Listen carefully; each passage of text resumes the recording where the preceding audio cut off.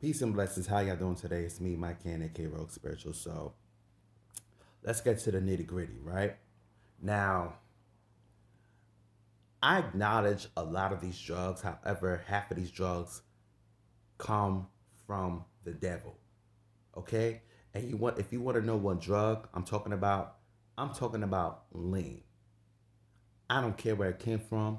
It's not the dirty South culture. It's not the hip hop culture. That culture is from the devil. For lean will have a nigga bang blood in their mid 20s, early 30s, and even early 40s. We seen this shit for ourselves when it came to Lil Wayne. Like at one point, he was talking to the ladies. He was a feature king, this and that, looking way more healthier. And then he took lean. All of a sudden, he banging blood. He stopped talking to the ladies. He stopped talk. It's not what said. It's how it said. That's how good it is. The drug, the DK devilish drug that I have more understanding and I will always have more understanding for is K2. Okay? I will always have understanding for K2. Because back in the early 2000s and 2010, niggas came home.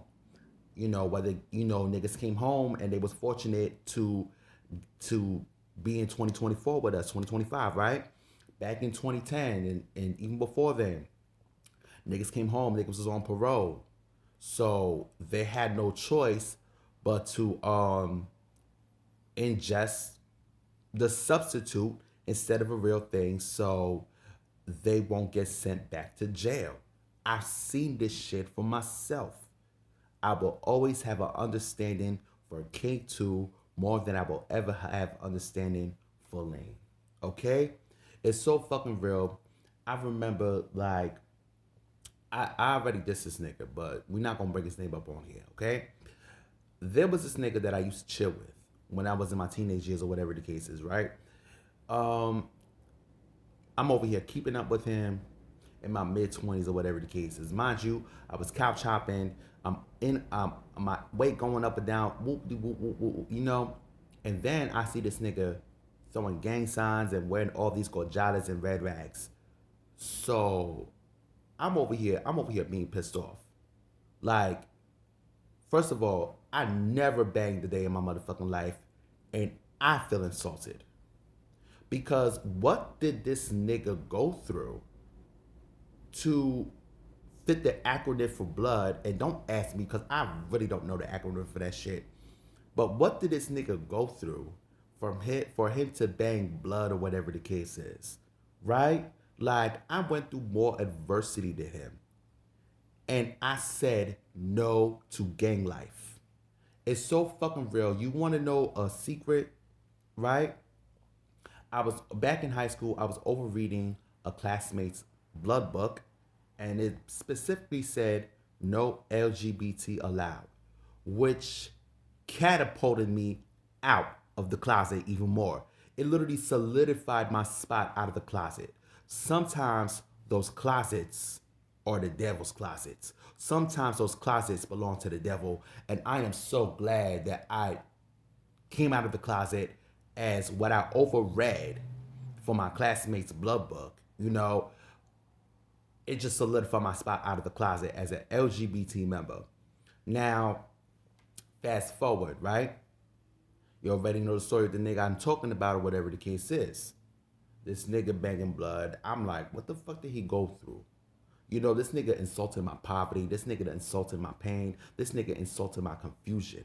He insulted everything about me. And mind you, he sort of comes from, the community of the stunt royalty, the stunt queens, this and that. He sort of comes from Parchester. I ain't gonna hold you. So I'm like, this, because when I used to see this nigga, when I used to chill with this nigga, right?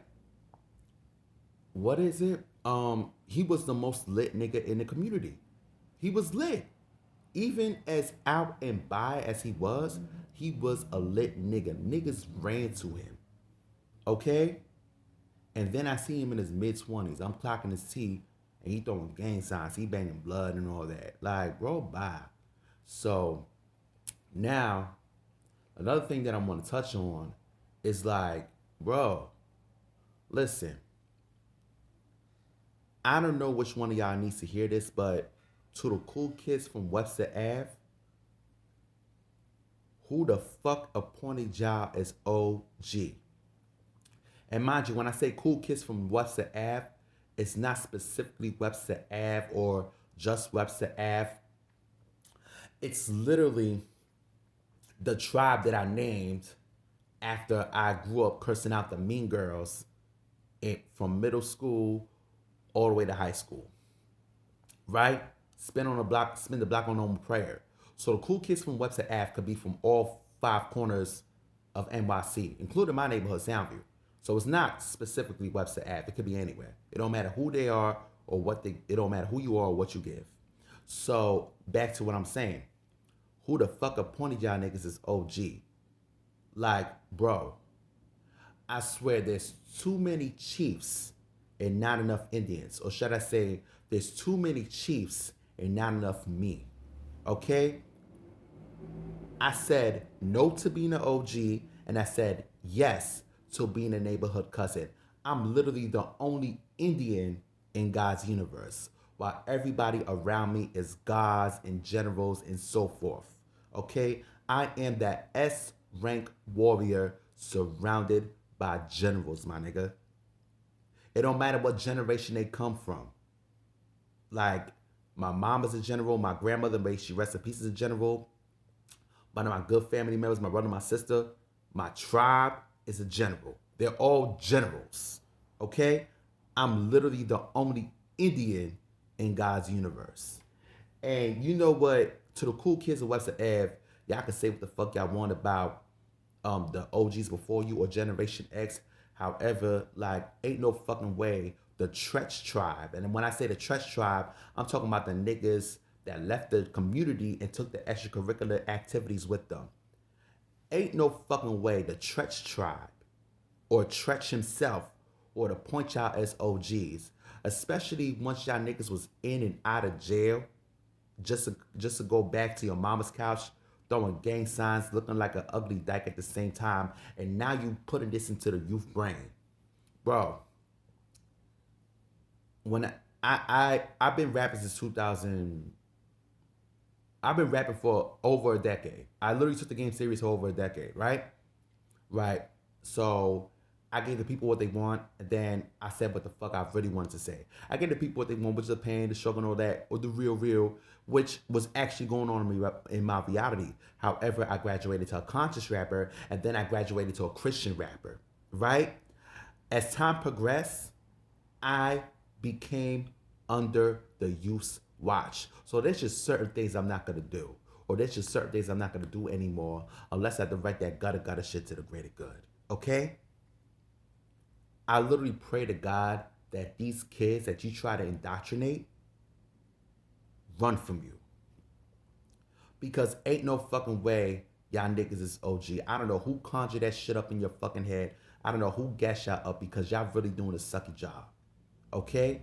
Y'all literally drilling whatever you drill into the youth's brain to keep the scary Bronx bitch tradition. And honestly, this is strictly to the millennials.